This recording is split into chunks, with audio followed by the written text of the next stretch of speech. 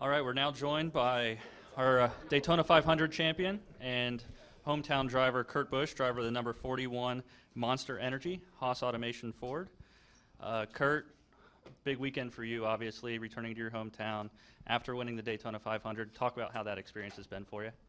It's always great to come back to Vegas and to see all the different people and places that are so familiar, and actually headed to one of the local star nurseries to do an autograph session on Saturday while the Xfinity race is going on. And so it's neat to call everybody and try to get dinners arranged and shows. And I got to go to, don't hold this against me, but my wife wanted to go to Backstreet Boys. So we went to go see them, and she danced around like a 14-year-old on Wednesday night. So it's been wonderful. Vegas always has the entertainment value of the restaurants, the shows, the hotels, gambling. The Pac-12 tournament is here, the Mountain West tournament, our big NASCAR not a triple header, but our big weekend out here at the track. The announcement of the second date. There's tons of energy around Vegas and the excitement. And it's fun to come back along with the Harley J. Earl Trophy from Daytona. I took it to my high school yesterday, and it was great. We did a spirit pep rally day for all of the Durango High School Trailblazers. So that was a lot of fun to go and relive some of the memories from high school. Awesome. With that, we'll open it up to questions. Please raise your hand, state your name and affiliation, and we'll get a wireless mic over to you. We'll start with Joe. Joe Manzer, FoxSports.com. Hey, Kurt. Ford obviously is off to a terrific start this year. Could you talk a little bit about why you think Ford as a company has been so fast out of the gate, and also with all the speeding penalties in Atlanta, are you worried about the new timing lines here at Vegas, and how come that has become so challenging? When we made the announcement that we were switching to Ford last year, it came with extra meetings and longer driver debriefs, because we were looking at blueprints and different front-end geometry changes because of the Doug Yates' engines and how they're built slightly different with where the pulleys are and the way the belt serpentine system works, as well as the pressurized system versus unpressurized. So a lot of extra work had to go into switching our cars over to Ford. And when you roll up your sleeves with a group of racers like we have at Stewart-Haas Racing, it allowed us to go over the car with a finer tooth comb. And we looked at every area. When you're changing suspension components around and you have great Haas CNC machines to make these pieces, you can go through version A, B, and C and get a lot of work done quickly. And I'll tell you, though, it was a full-on effort to get these cars switched over, but I love the way that we went over them in extra detail. And Tony Gibson is a master at the restrictor plate races, and so his wisdom and expertise was distributed to the other teams. Rodney Childers is great at the mile-and-a-half tracks, and so his lead for Atlanta and Vegas really kicked in. The way that the rest of the group chipped in to find all these areas. It's like each team took care of one specific project, and the four of us have worked together in a stronger fashion than we never have before. But I tell you, Doug Yates' power, I want to say, is slightly better than where we were. It just feels that way. The aerodynamic balance of the Ford has more distribution on one region of the car than another, and it feels better. Tony Stewart being a full-time owner, Clint Boyer coming in with his ideas. We upgraded in all categories at Stewart-Haas, and so it's really neat to see everything come out of the box strong. And we still got to get through this West Coast run and get to Martinsville. And once we get past Martinsville, we'll evaluate where things are. You just can't go off of 2 races. Let's give it 5, 6, or 7. And then with the speeding penalties, last week was the first time we'd been to Atlanta with the shorter timing zones. Pit road timing zones used to be around 300 feet apart. Now they're 150 feet apart. And so when you're traveling at 45 miles per hour, 150 feet goes by really quick. And you have no time to give back any extra speed that you might have carried through that segment. So I have my lights, and the way they're set up is if I flicker red, I should be okay, but you're thinking in the back of your mind, oh no, I don't need to have any red anymore because the segments are so close. This weekend will be brutal because we've never had these timing lines here at Vegas, and then Vegas notoriously is difficult on speeders. So it's a matter of getting back to all these tracks with this new timing system. And we haven't been to Atlanta, we haven't been to Vegas, we haven't been to Fontana. But like Phoenix next week, we've been there in the fall last year, and so we'll have a better understanding this time around going back to Phoenix. So it's mainly the first time back at a track with the new timing segments. We'll go to Mark, and then Woody, and then we'll come over here. Mark Garrow, PRN. Before I get to my real question, I'm just curious, you talk about memories at your high school. What memories just sort of clicked in when you were at the high school the other day?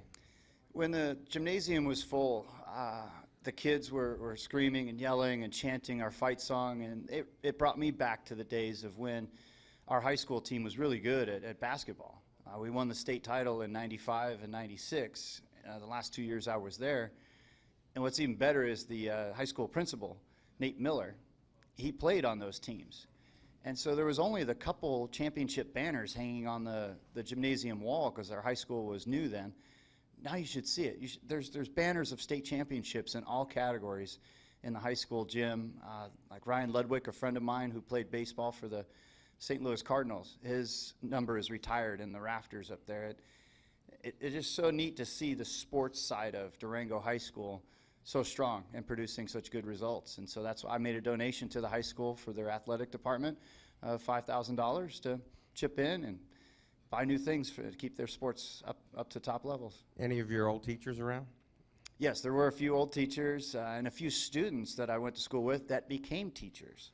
And it really hits you hard that teachers are really a group of heroes, and they're not talked about a lot on what they have to do every day to help deliver education to our youth and the commitment that it takes. I mean, I was worn out yesterday after a pep rally of high school kids. I mean, the energy that it takes to go and see all those kids and to shake hands, sign autographs, and to be around all that excitement, literally, it wore me out yesterday. So just a shout out to our teachers in the education system. Okay, and I apologize for asking 3 questions, but the points as far as the segments are concerned, we saw over the radio in segment 2 last week, crew chiefs talking to their guy like, hey, 10th is right there for you, and another one was talking about, I think, a battle for 3rd, 4th, 5th, something like that.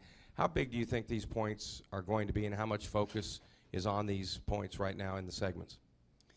It's very important. I think it will be a game changer once the months show up for who's going to get into the playoffs. And what I mean by that is those group of guys that haven't won before, and yet they've got those nice segment points that have helped them bump up in points. You know, last week we finished 7th, and I got 30 points. The guy behind me got 43 points because he did better in the segments. You know, Kevin Harvick, he should have won. He was speeding on pit road, but he got 48 points, and he finished 9th last week. I finished 7th and got 30. So he got 18 more points because he ran up front all day. That's exactly what this point system is meant to do. And when you get those stage wins, those carry with you all the way through the playoffs. And so when you have a bad race in one of the early rounds of the playoffs, your bonus points will get you out of that hole. So right now it's doing everything that the point system was meant to do, and that's to make everybody run hard and up front and gain points. We'll go over here to Woody, and then back to the left to Lee and Reed. Woody Kane with MRN. You mentioned Phoenix a little while ago. I know you're a huge baseball fan, and spring training is coming up. If you're going to be able to take in any baseball, and just thoughts on Phoenix in general with the new package going back there and the announcement they just made about changing around the start-finish line and that type of thing with the upgrades. Yeah, Phoenix has done a great job over the years of continuing to upgrade the facility, and the racing there I think is great on that flat 1 mile track. And with spring training in town, you know, our race, I hope to match up and go out to Mesa, Arizona, where the Cubs play. My assistant's trying to surprise me with a trip to go and meet up with the Cubs, and so I hope that it all comes together. You know, they're world champions, and I've been a Cubs fan my whole life. It would be great to go and just shake their hands and congratulate them on a job well done. And so we'll see if that matches up. But as far as the Phoenix race, the atmosphere there, and the changes that they're making, they're going all in. And it gives you this impression that Sperber, the track president, he's doing what he needs to do to position himself to be our year-end finale and to see his track host the final points race. go over here to Reed. Reed Spencer with NASCAR Wire Service. Kurt, I imagine from a hometown perspective, you're happy to see Las Vegas get a second race. On the other hand, from a playoff perspective, you're losing a track where you have 3 wins and, you know, a 1 mile flat track in favor of a track that you haven't won yet. So how do you view the trade-off overall? For the city, absolutely. It's a huge win. And to listen to Chris Powell and to really digest what they had to go through to make it happen, we're going to have triple header here twice. That's big to have trucks on Friday, Xfinity on Saturday, Monster Energy Cup Series on Sunday. That's big. And then it's a playoff atmosphere in September. And it'll be a little warm, but we'll see how that plays out. But the way that this city continues to grow around sports, you know, there's an NHL team that's now here, and the Raiders continue to flirt with coming down here. You know, with the way that this town evolves, you see it as a win-win with the entertainment side and the sporting side. And to lose a date at New Hampshire, you know, I think that'll really push the New Englanders out hard for their July race, and there'll be much more support around their race then. I haven't won there in many years, so I'm okay. I'm okay with winning 3 times there early in my career. I haven't won there as of late, and so it doesn't matter wherever the date is. You have to be ready for it. And now when you have a springtime race at a track such as Phoenix, Martinsville, Texas, Vegas now fits in this category. All those races are that much more important in the spring because they are playoff races in the fall. We'll go to Lee. Lee Spencer, motorsport.com. Because nobody in this room really probably knows what it feels like, what is it to come home to your hometown, though, to a hero's welcome? I mean, I can't even fathom what it must feel like when you walk in the room and get that kind of adulation. I mean, it's humbling, and it's a time to reflect and thank those that have helped me over the years. You know, even before the Daytona win, I was coordinating an autograph session with my old car owner, my old sponsor here in Las Vegas at one of his star nurseries. And main reason being that it's going to be 81 degrees on Saturday. It's a beautiful day. It's one of the first warm weekends that the community can count on to go out and buy plants and shrubbery in their bushes and redo their yard. And I was like, wow, let's go to Star Nursery. And now I have the Harley J. Earl along with me to show to all of his customers. It just makes you want to share because there's been so much given to me from this community. I just want to keep giving back. And are you and Gibson strategizing the stages differently? Are you running them as races within races, even after seeing how, like Reed said, the points are just so important every stage going, you know, even after the first 2 races? Yeah, I mean, the majority of the points are still handed out at the end. You know, 2/3 of our points are available when the checkered flag drops, not the green-white checkered. But, you know, the second engineer, I saw him after the race, and he just kind of had the eyes wide open like, wow, we finished 7th, but we only got 30 points today. And we were racing those early stages differently than we would have normally raced. And Atlanta's different because it chews up the tires really bad. Vegas doesn't chew the tires up as much, but we'll see. It is a new, softer tire for this weekend. But tracks that chew up tires are going to be a lot of that movement like we saw at Atlanta. It'll be interesting. And then, you know, Daytona, we all piled into each other after the after the second stage ended because a lot of guys stayed out on old tires. And the guys that finished well, they needed to come in and get tires. And so now you got guys on old tires versus new tires. And so that's what these stages were meant to do, was create the pit strategy movement and to create let's gain points early in the race, and it won't be so bad at the end if we can't quite finish as strong at the end. But for me, I'm old school. I'm about going for the trophy. I want to stand there in victory lane and go, yep, I got the trophy, even if I got less points than the guy that finished 3rd. We'll come to the middle here to Chris. Chris Knight, GetFans.com. Kurt, I was just curious, with Las Vegas hosting triple headers next year, would you be interested in entertaining a Truck Series ride if you got an opportunity to do so? Yeah, possibly. I haven't driven in trucks in quite some time, even the Xfinity cars, but Vegas would do that for me. I would do it for Vegas to come out and try to run the triple header. So we'll see how it pans out. It might make more sense to do it next spring, and that way the focus once we come back for the playoffs in the fall of 2018 is just on the Cup car. And we'll take our final question right over here. Steve Richards with PRN. Kurt, I find it interesting that the Daytona Trophy is in your hotel room. That's the first thing. Where's the trophy going around Las Vegas this weekend? What have you got planned for it? Well, the trophy and the energy, the buzz and everything from Victory Lane and Daytona, I learned that there's only 2 trophies. They only make 2. You can't get replicas. And Gene Haas took his to Oxnard, California. It's at the Haas CNC headquarters.